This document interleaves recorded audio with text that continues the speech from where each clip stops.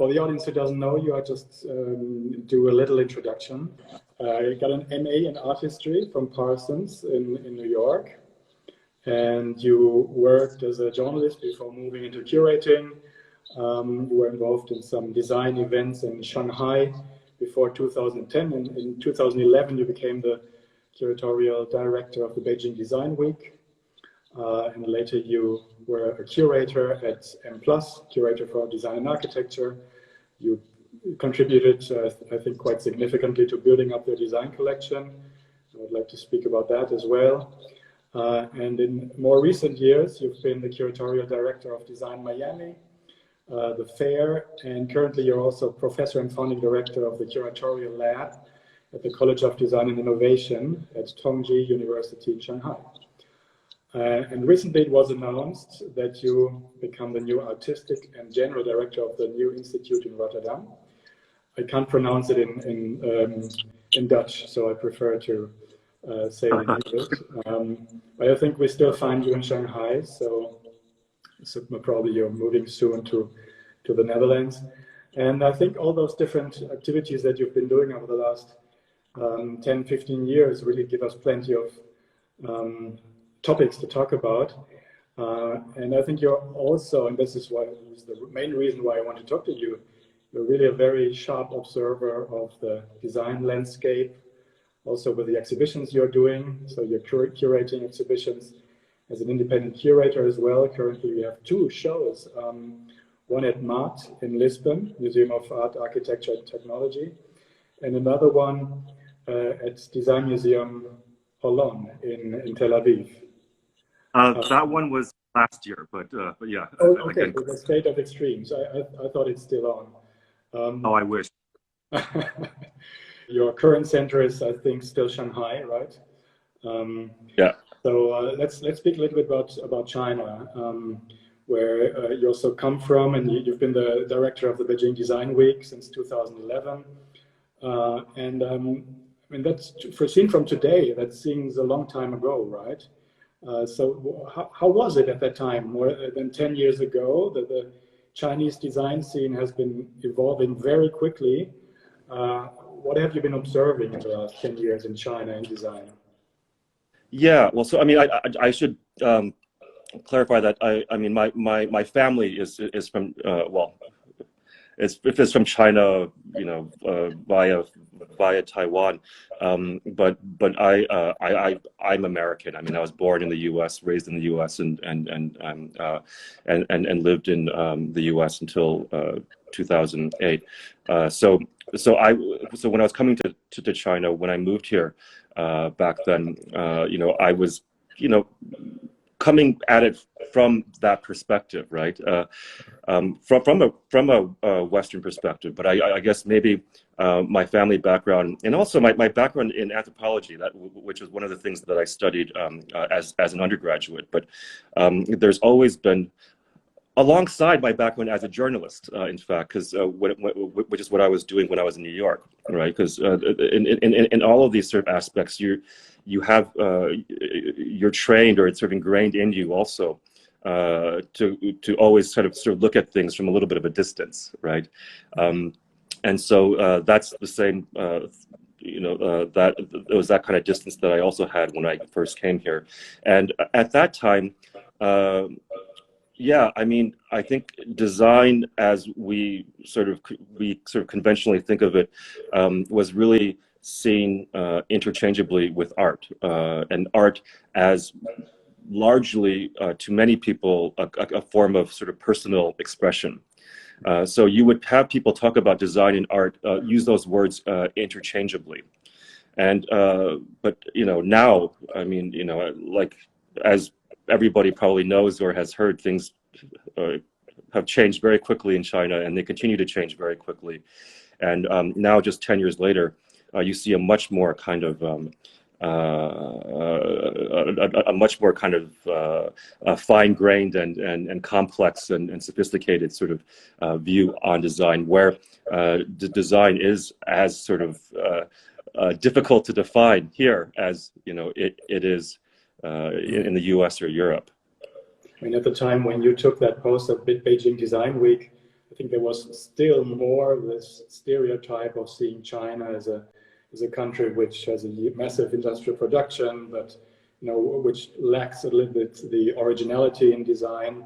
So you would say that this has changed. Has there also been a change from, let's say, the product focus in design towards the societal aspects? Where do we see that, for example? How does it manifest? Yeah, so I mean, education, for example? Sorry? Is it in design education, for example, where you can see that change? Yeah, absolutely. I mean, of course, now we have a whole generation of young Chinese designers who have been trained abroad, and have come back. And at the same time, you have schools, and I, must say also, in particular, my school, Tongji, which has been, I would argue, sort of a real leader in this, in terms of expanding notions of design beyond kind of the styling of objects, let's say, to, of course, social practices, speculative practices, and of course, the realm of technology, AI, smart cities, Internet of Things, all of these things. And of course, a lot of that is coming from up top, especially in the technology realm. These are areas that the government is pushing very hard. But to sort of answer your question, there are kind of two phenomena that were very easy to predict and that many people did predict, and they have come true. One, regarding the kind of lack of originality, as you put it, or the copying question. This sort of copying, well, first of all, I think we need to be clear about what we mean by copying, because copying is a very nuanced thing, and it's actually a very productive, creatively generative process. I mean, it's part of it's been part of it's embedded in the creative process, in fact. But when we talk about things like piracy and counterfeiting and so on and so forth, this is just a stage that every developing economy has gone through since the Industrial Revolution, when notions of patents and copyrights were invented. We have to remember that these ideas are actually fairly new. So when you do research and you go back in history, you read about, at one point in the 19th century, Europe was complaining about the Americans copying. At different points, you have the Germans complaining about the French, and the French complaining about the British, and then Europeans and Americans complaining about Japan, and then South Korea, and then Taiwan, and now China. And 10 years ago, intellectual property was not, and one could argue whether protecting intellectual property is necessarily always the right thing to do. But 10 years ago, this was not something that was at the forefront in China. Like it was not so taken seriously. But people were saying that as soon as China has more of its own IP to protect, you'll start seeing it being protected, and that's exactly what you're seeing right now. There's a lot more emphasis on IP, protecting IP, and that's because there is a lot more here to protect. The other thing about sort of you asked about I guess the role of industrial design, right? And if the focus is on objects and so on. And I would say that, of course, there are still a lot of people who are focused on the objects, and also like furniture, for example. There's a very kind of vibrant, furniture and home object scene here in China. That's mostly kind of driven by notions of cultural identity as well as lifestyle. Right, but when you look a little bit, take a bit of a broader view, a lot of people were sort of saying 10 years ago that China would do a sort of leapfrogging, in that it would jump from kind of just OEM manufacturing to other types of design, mostly in the areas of technology. And you're kind of seeing that. That's kind of what you're seeing. There's not as much emphasis on objects and much more on, again, technology and systems and so on. And to add, China is not a small country. to quote you in your title.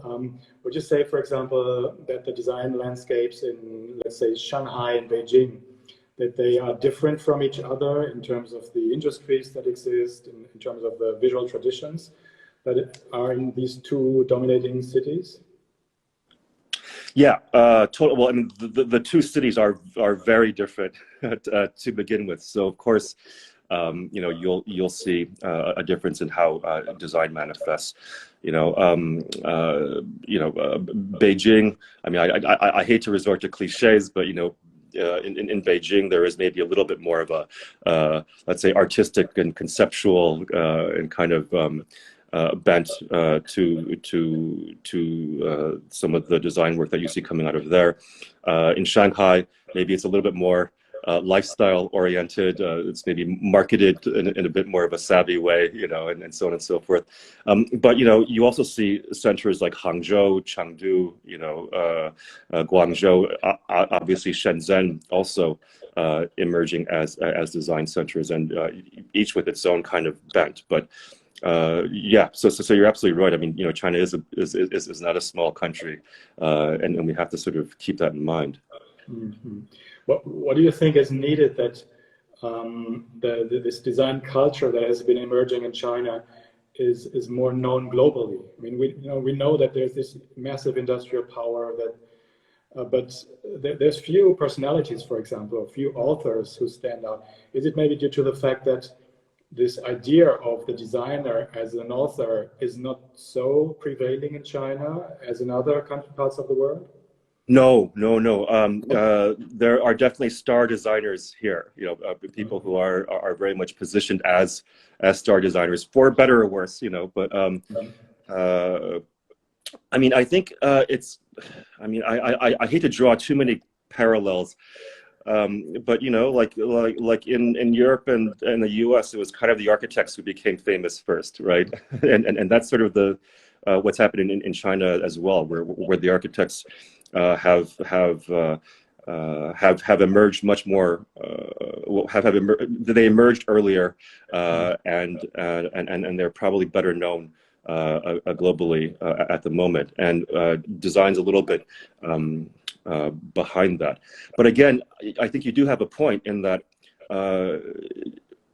you know, generally speaking, you know, as a, you know, let's say, if you look at the broader design discourse globally, you know, I think one could argue, as you said, that there's probably a little bit less infatuation with the author and the superstar designer in general, and maybe a little bit less attention paid to you know, the kind of objects that used to exemplify design as a discipline. Well, I see that also on your own Instagram account. You've been posting a lot of really amazing examples of contemporary architecture from China. So you seem to me that you had lots of time to travel over the past month to look at great architecture. So you would say that in that field, the presence of the architect as a person, also as a star, is already more developed, right? In China? Yeah, for sure, and a lot of this just has to do with sort of the economics of it, right? I mean, buildings are being built, and you need architects, and of course, there has been very early on an acknowledgement of the well, I mean, like architecture, as generally speaking, not a mass-produced thing, offers more opportunities for individual architects to you know, to kind of develop their different agendas and languages or whatnot. With design, and I think this is probably not so unfamiliar to everyone else in other parts of the world, it's often not as easy to make a living, you know, as a designer who's trying to explore what design is through objects. I mean, you know, it's harder to convince people to pay a premium, you know, for your chair or table or mirror or glass or whatever, when there's something kind of, you know, comparable right next door for like a tenth of the price. So it's an issue of sort of scale and market even in China, not everything has a huge market, and the market for more kind of experimental design is still very much in its infancy. I mean, let's drop in one question that I just read from a listener who was asking, who are design stars in China? I mean, could you tell some names in either in product design or in other areas? Yeah, sure. Some of the big ones now are like Zhang Zhoujie, who is doing kind of algorithmic design. He's a little bit more sort of out there, and in the same generation, there's a studio called Ben Wu, which is more kind of let's say high design. There's also Studio Buzhao, Li Nai Han. There are quite a few who are quite prominent here and well known, and you sort of see them at all the fairs, and they're in all the magazines and so on. Yeah. But you're right, they haven't broken through internationally as much as some of the architects have. Well, with your role as a curator at M+ in Hong Kong, I mean, you also were confronted with this evolution, right? With the responsibility of building a narrative, of collecting things that should be seen as part of a design history, either in China or in Asia in more general terms. So let's maybe move to that aspect of your projects over the last years. What was your approach at M+? I mean, the task was to build this huge collection for this huge new institution.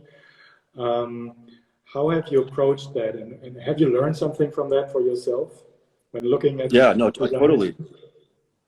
Yeah. So it was it is still a very ambitious project, as you said. So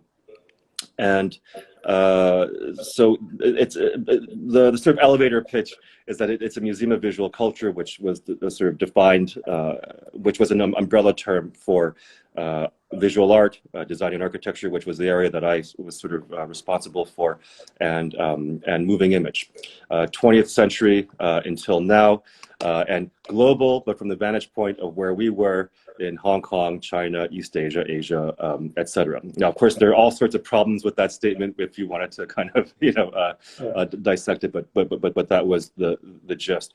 And with design and architecture in particular, our aim was to build a collection that could at least begin to tell some of the or to help tell and in some ways even construct some of the lesser known narratives of design and architecture in the region, while also revisiting well-known global narratives from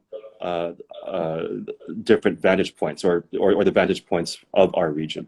So that included, and for me, like I learned so much because through our research, I learned a lot about designers and architects in the region who I didn't know about, but who did really incredible work, and I didn't know about them because there weren't institutions telling their stories, so that's kind of what we were trying to do.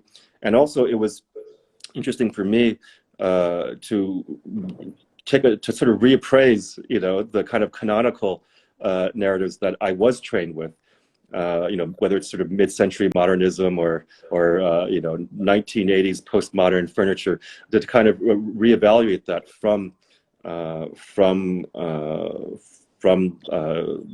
like a Japanese or a Chinese or Korean or whatever vantage point, depending on the kind of particular narrative that we were looking at.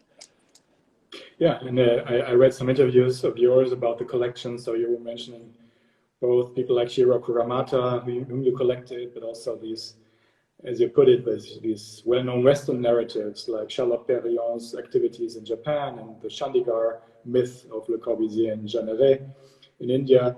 So I suppose you try to tie these narratives, which are always told from a Western perspective, into the into the narrative of the places where they actually happen, no? Which is in India or Japan or in China, and that probably changes also the perspectives on that, right? Yeah, yeah. So it was kind of about recentering these narratives, like still keeping them within a global context. And we weren't trying to write out Le Corbusier or Sozius, but rather they were part of the story, but as seen through practitioners in our region. So, for example, when we started looking at 1980s postmodernism, let's say, we started with like Kurumata or Umeda or Uchida, the sort of Japanese designers at the time who were affiliated with Memphis, let's say, and that movement, and we started with their work and their intentions, and then through that we were actually able to sort of see postmodernism in a different way. With now instead of Sozius at the center, he's sort of part of the context. Now Kurumata, Uchida, and Umeda are at the center, but Sozius and all those other guys, Toon and all of them are still there. But it even sort of changed the way I saw Sozius, because Kurumata's work was very much it was very much embedded in sort of Japanese philosophical notions, sort of rooted in Zen Buddhism and so on and so forth. Shadows and lightness and materials and light as the absence of darkness, and darkness as the absence of light, and so on and so forth. Right, and you can kind of see that in his work. And when you start to sort of think about his close relationship with Sozius, and you start to remember that the kind of big gap in Sozius's story, at least the way I learned it in school, was between Olivetti and Poltronova, right? There's this gap of the 60s. Now, what was when Sozius really transformed from industrial design to the more radical design. What happened in the 60s? He was going to India and having his spiritual awakening, and sort of investigating stupas and mandalas, and that is really the root of a lot of the forms that would reappear in his work with Alchemia and Memphis and so on. So that seen through Kurumata, and then Kurumata's especially close relationship with Sozius, you start to see Sozius's work a little bit differently as well. Like, it wasn't just this kind of rebellious, rebellious kind of craziness and sort of, finger in the eye of modernism, but there's actually a kind of philosophical,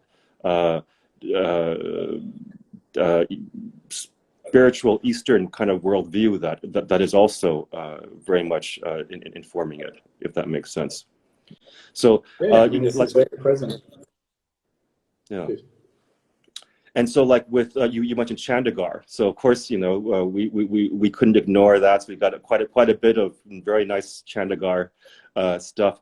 But that was really our way of sort of contextualizing many of the post-independence Indian architects who then became our focus, like Balkrishna Doshi, who you know well because you did that great show on him, and he was of course working with Le Corbusier early on in his career. Raj Raval, and again all the other kind of post-Indian architects who took a lot of those ideas and transformed them into something completely unto themselves. Well, do you think an institution like M+ will be able, or will be enough to establish those narratives, or what will it need in the future to really make it more known? I mean, it cannot be the work of one institution. It needs to be told in universities, in other museums. Has M+ initiated a kind of rethinking of design and visual culture history in Asia?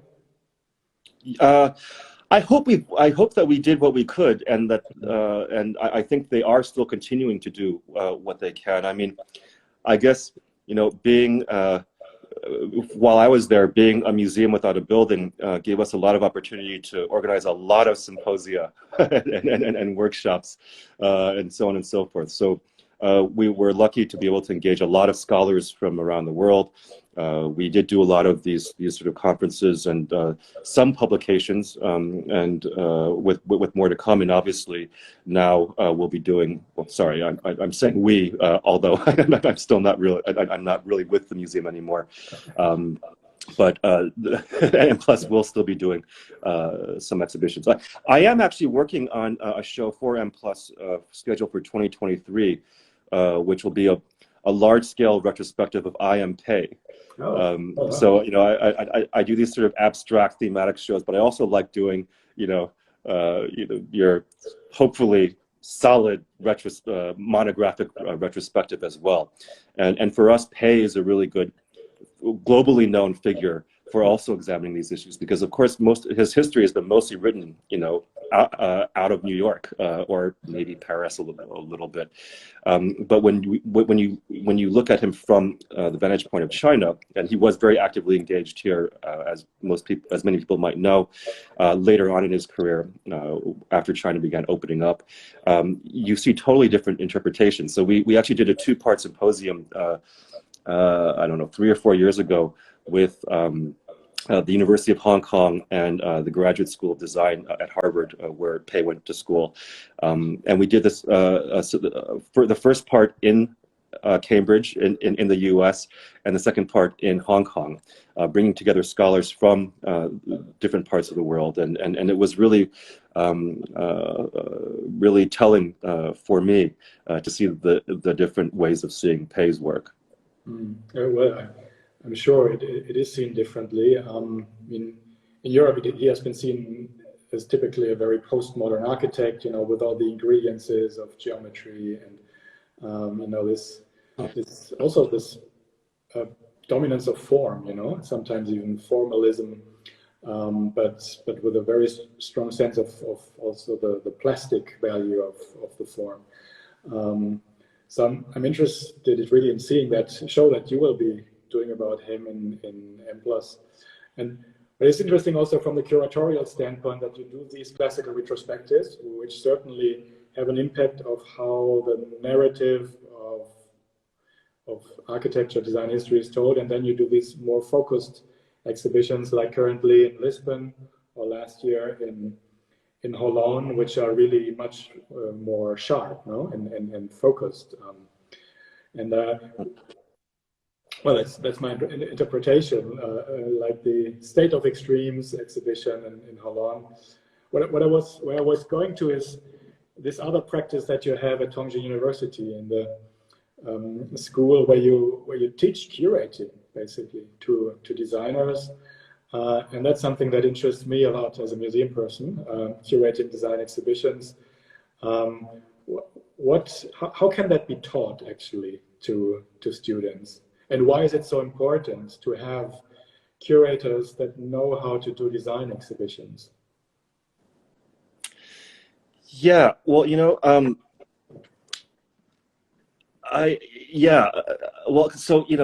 for me, like, curating is really more. I mean, this sound it's more of an approach about finding different approaches, right? I mean, maybe this is a little bit too meta, but for example, my background, and actually, as you're probably well aware, a lot of curators, especially in design and architecture, we come from journalism, right? And I think it's no coincidence, because the kind of skills are very similar, in that your task is to go out, see as much as you can, kind of filter, make judgments, edit, and then find ways to communicate what you come up with to different audiences. And when I was a journalist in New York, I was always freelance, and as a freelancer, you have to write for as many people as you can, to kind of make your living. So you're writing for everyone from the kind of more kind of academic, or you're doing serious criticism, pieces, which is what you want to do, but it doesn't pay anything. But then you're also doing the sort of 10 hot new restaurants in New York kind of lists for the magazines that did pay. But you could talk about the same subject, but in through different channels and different ways for different audiences, and that's to me kind of what curating is. So obviously, you know, the way I would curate a show for Design Miami is very different than how I would curate a show for a museum, you know, and so on and so forth. So why this is important to me, I think, is that, you know, curators curating is how we, well, like design, it's a form of design also, right? Because you need to know your context or brief, and then you kind of, you know, extract from that, and then you find ways to articulate or shape something in a way that allows you to interact with people. So it's really a way of thinking, and it's a way of storytelling, but a way of storytelling that I think does have some influence on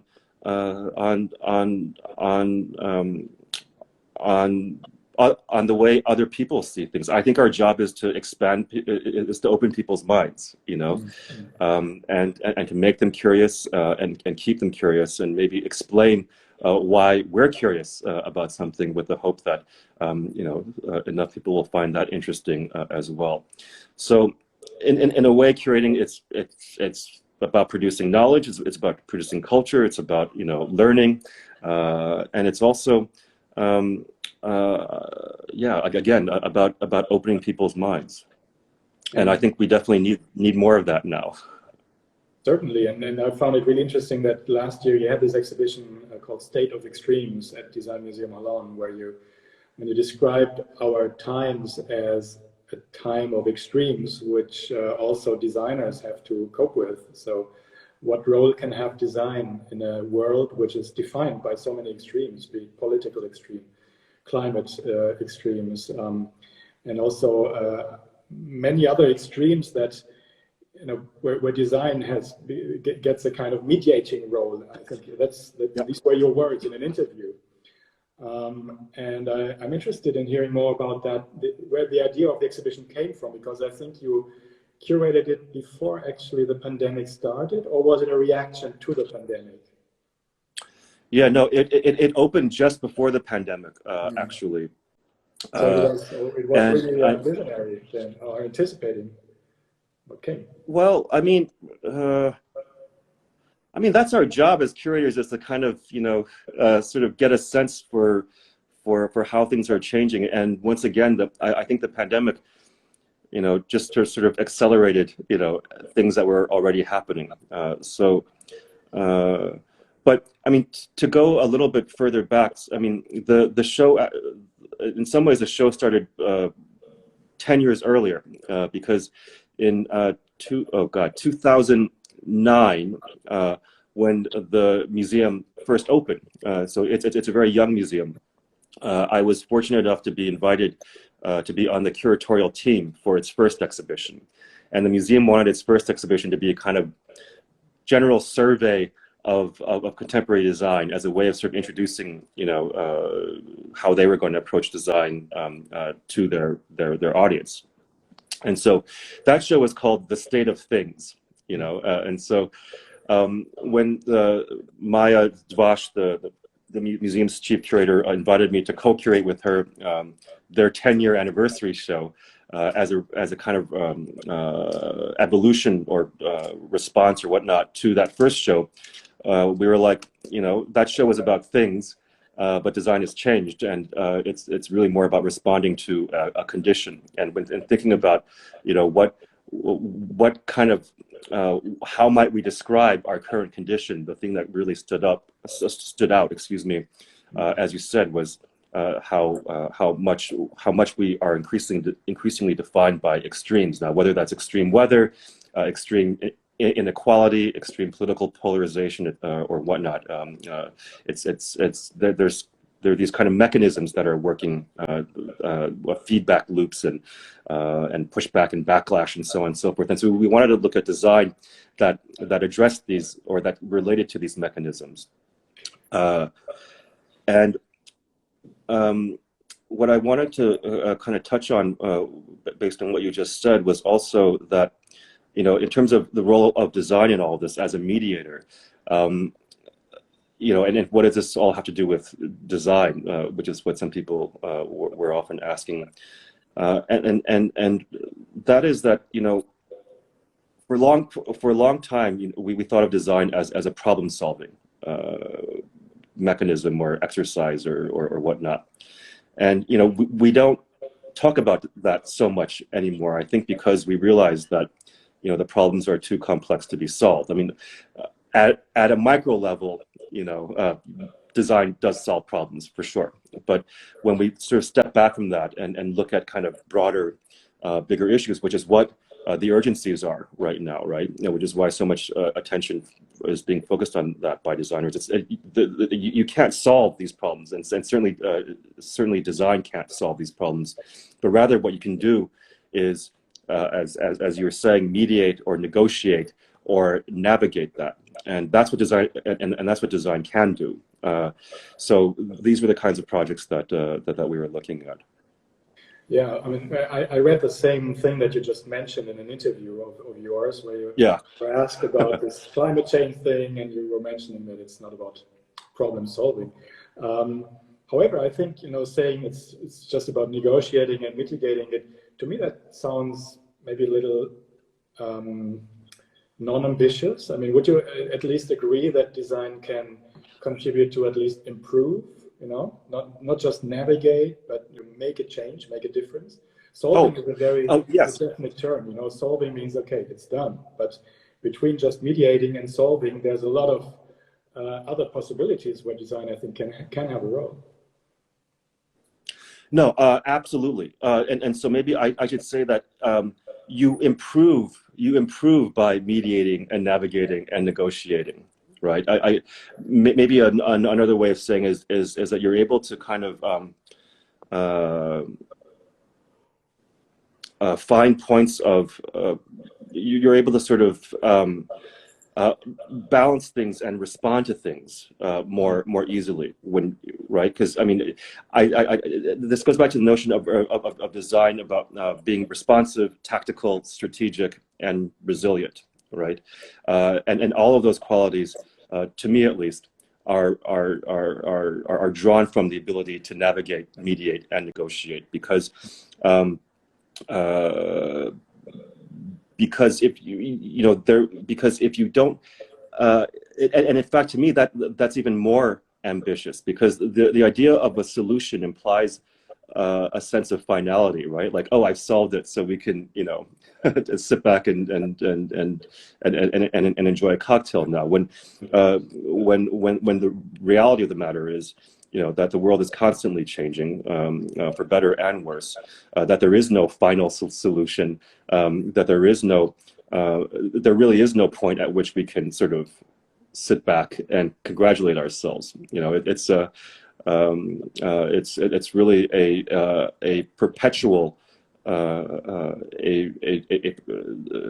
It calls for a kind of perpetual way of working, if that makes sense. No, that makes sense, and so it's a process. It's not part of a final solution, but a process where design has a role. And that brings me also to another aspect of design, which relates to the role at Design Miami, you know, which was about collectible design. And, you know, I often see this, you know, this juxtaposition of there is the design with a big scale effect produced in large series, and of course having a huge impact just in terms of sheer presence. And then there's projects like, you know, Forma Fantasma's Ore Stream project, which of course is a super niche project, but still it relates to problem solving and to challenges that designers are facing. So what role would you say collectible design has in that position, towards these challenges? You know, if it's made for a tiny clientele, which is you know, buying it at high-priced design fairs, what contribution can this kind of design make? Yeah, so, you know, I've really enjoyed working with Design Miami. You know, it's been a really great and fun experience. And for me, what was the kind of interesting challenge was to see if you know, the fair has always called itself the global forum for design, right? And so I wanted to see if we could kind of bring some of these discussions, you know, that people like Forma Fantasma and you know and others have been having. I mean, they've already shown at the fair, but to give them a little bit more prominence and to bring more of those voices in as part of expanding this discussion to this audience, which may not be as involved, as engaged with it, you know, you know, and for me to talk about, you know, the design of the Anthropocene, or you know, to bring critical design into the conversation and presenting it to people who were flying in on their private jets, you know, from one of their 6 houses. To me, that was something that was a very fascinating experiment to try, and also on a very pragmatic level, if I can be honest, I wanted to see if we could use that market mechanism to develop other channels of supporting the work of these kinds of more conceptually and critically oriented designers. Yeah, yeah. And do you think that has worked out over the last decade? I think where you know the design has been facing these increasing challenges, this state of extremes, and on the other hand, we've seen that collectible design has had a very good time, you know, with really relevant works that have been produced, like the Forma Fantasma works. But I'm really interested in this connection, you know, how does the mechanism work between, let's say, the mass market design and collectible design? What are the processes of cross-pollination, of also reinforcing each other? Have you learned something about these mechanisms in your time at Design Miami? I mean, yeah, that's an interesting question. I mean, for me, well, I mean, it's fascinating because, of course, Design Miami is also historical design, right? And a lot of the historical design was, you know, was driven by a democratizing mass production agenda. And of course, many have commented on the irony that, you know, Prouvé chairs made for, you know, public, you know, for social housing is now selling for, you know, 40,000 euros or something. But now, when you talk about contemporary practices, I would see less of a touch point with mass production than I would with contemporary art. Yeah, I mean, you see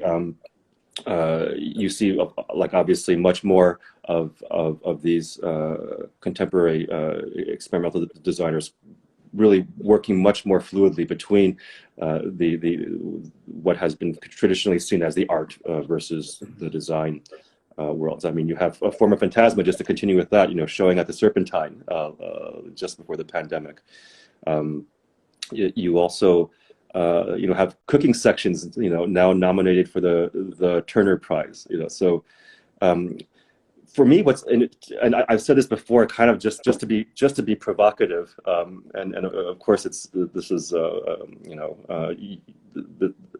I'm sort of speaking a little bit flippantly, but for me, what's kind of interesting is to think about the idea that if before design was sort of seen as a commodity, right, whereas art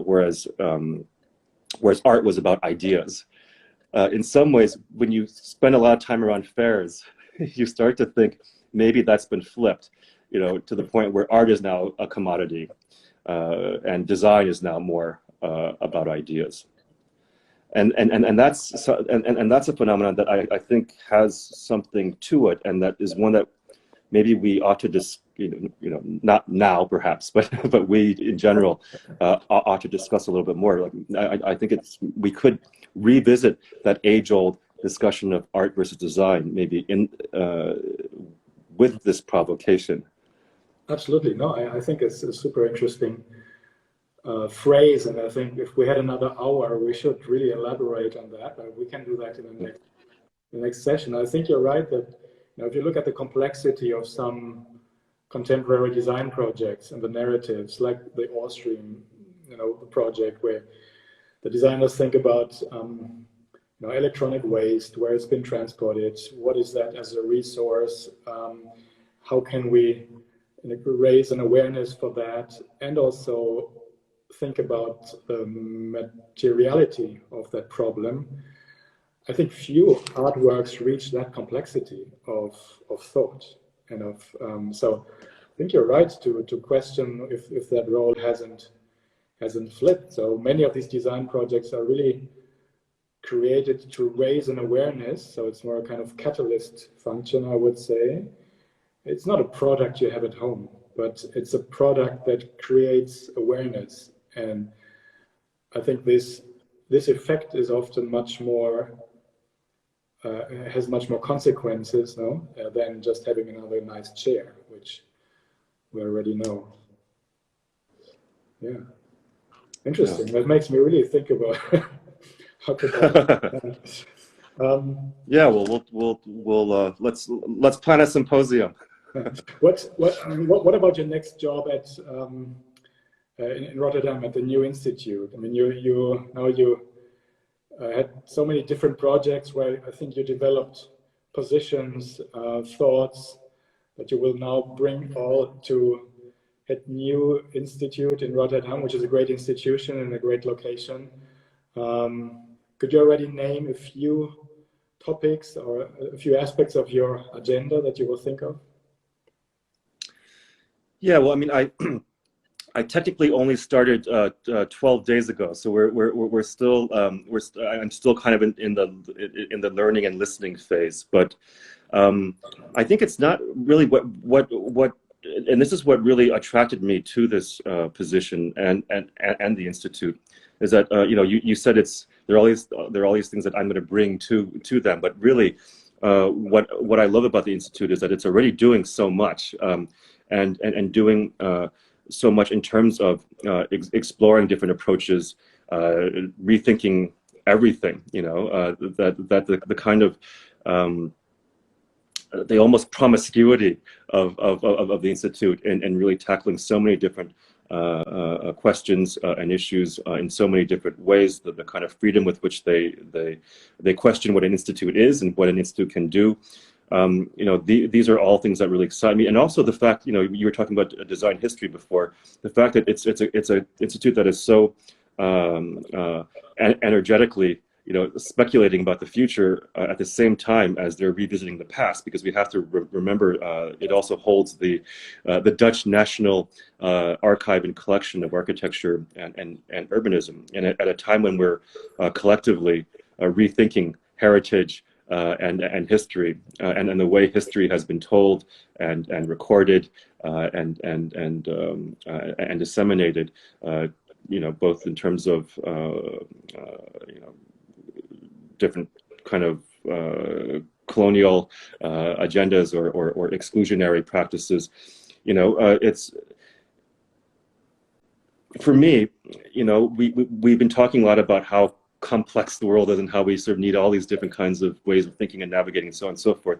And the way in which the Institute, which covers architecture, design, and digital culture, past, present, and future, I mean, this is really this incredible incredible mix, free zone, let's say, even of things that gets me really excited. So, and even just the way in which they're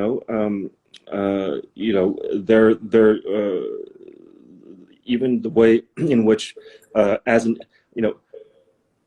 it's a rare opportunity as an institute to also turn yourself into a testing ground for rethinking the way we do things and the entire and all the systems that underpin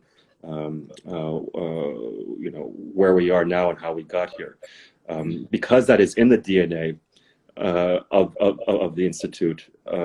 I mean, it's a really rare, for me, opportunity. Well, I'm really looking forward, because I'm sure there will be a lot of new thoughts and topics that you will bring in. But I agree with you that they have been very active in the past decade with this new concept that they have been building up. And will you continue to do independent projects besides that? You were mentioning an IMK exhibition in Hong Kong. How many other shows will you do in parallel all over the world? Well, right now it's I'm planning to focus fully on the new institute. The Pei show is something that was already underway for actually a few years. I'm also co-curating, speaking of architectural monographic retrospectives, I'm co-curating an Isozaki show that'll be here in China next year. But besides that, we're also bringing Design Miami, or at least a version of Design Miami podium, which we actually launched in Miami last year. We're bringing that to Shanghai in November. So I'm going to help see that through. But then really, it's all about the new institute. Yeah, yeah. Well, I was also impressed by the fact that you brought out a beautiful book on even Brazilian furniture a few years ago, which was yet another completely different area. I mean, I know about your interest in design history, but that to me was another new discovery that you were also involved in that part of design history. How did that come about? Oh, well, that it's a very long story, but I'll make it very short. Basically, when I was a journalist in New York, I was assigned to write a story about Brazilian mid-century furniture for Art and Auction magazine, actually. And I interviewed Zesty Myers of now it's called R & Company, a gallery in New York, which has been working with this material for a while. And I didn't know anything about it. And I found it really interesting. I got sort of super fascinated by it. And then Zesty wanted to do a book and said, "Do you want to write it?" I'm like, "Yeah." So that's what happened. No, but I'm just mentioning it because for me, it really makes part of your identity as a curator, as a museum person, as a writer, that you have this incredibly open lens, for a design happening in different areas of the world. Those stories, and so I'm really looking forward to what you're doing in Rotterdam at the new institute. Maybe we'll be able to collaborate on some project. So yeah, to me that was really a super interesting talk, Aric, and I wish you all the best in Rotterdam with your new role. Thank you, Matteo. Having spoken about, yeah, please go ahead. Yeah, no, I just want to say it would be great to collaborate with you guys, because I've of course been a huge admirer of all that you guys have been doing at the Vitra Design Museum as well. So I'm looking forward to kind of keeping this conversation going, and it's not just me. This curiosity, I think you asked about curating. I think that's part of being a curator, and that's what I love about curators. Including you. I mean. I love the fact that our mutual friend and colleague Paola Antonelli at MoMA, her Twitter handle is Curious Octopus, and I think that probably goes a long way in describing all of us. Well, I totally share that perspective, because also at the Vitra Design Museum, we've never defined ourselves as being a German museum, being a Swiss museum, but we're a design museum, and design happens globally, and the challenges that designers are facing are global topics. So we really have to have that completely open view. And of course, for us as a relatively young museum, it's easier to develop this open perspective than some museums which have collections that have grown in identity, sometimes over centuries, which attach them to certain cultural backgrounds. But I think, as younger institutions or more open experimental institutions, we really have the task to look at design from the widest possible perspective. And I think that's the only way how to really cope with this global aspect. But I also liked this little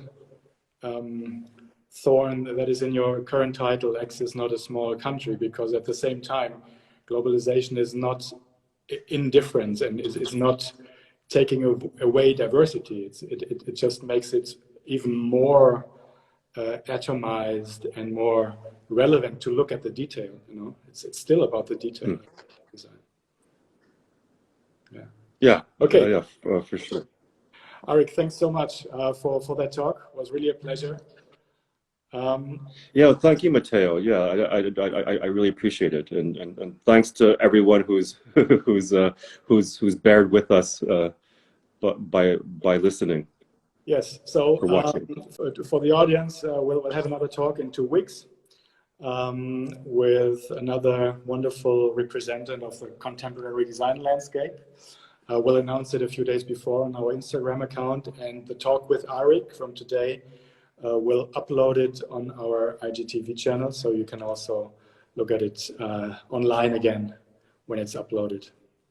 Okay, Aric, have a great night in China, and hope to see you soon. Thanks so much. Yeah, you too. Thank you, Matteo. Okay. Thank you. Bye-bye. Yeah. See you. Bye-bye.